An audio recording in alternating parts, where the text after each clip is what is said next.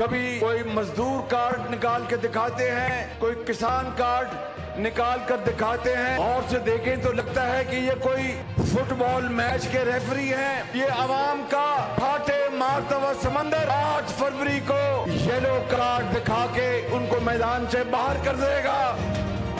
बिलावल का नाम लिए बगैर शेर की दहाड़ कार्ड दिखाने वाले मुखालिफ रहनुमा फुटबॉल रेफरी लगने लगे। अवाम 8 फरवरी को येलो कार्ड दिखाएंगे। शहबाज शरीफ का सियालकोट में खिताब। नवाज शरीफ बोले अपने साथ जुल्म बर्दाश्त कर लूंगा, लेकिन अवाम के साथ जुल्म बर्दाश्त नहीं कर सकता। मरियम नवाज की पीटीआई पर तनकीद।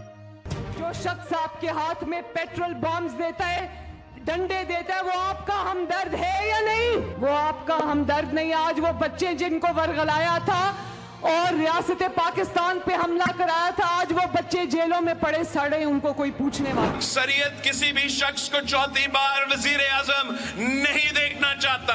अगर किसी तरीके से ये शख्स चौथी बार बना वजीर आजम, ये मुल्क उसको वजीर आजम मानेगा नहीं। ये मुल्क कैसे चलेगा? ये मईशत कैसे चलेगा?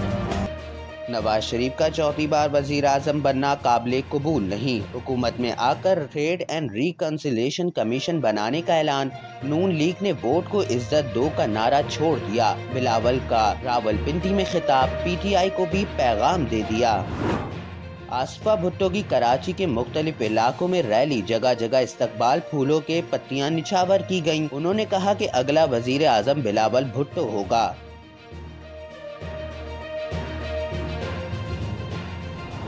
मौलाना की सिंध में डेरे। लाड़काना में जलसे से खिताब में कहा, मुल्क में डाकू ताकतवर और पुलिस कमजोर है।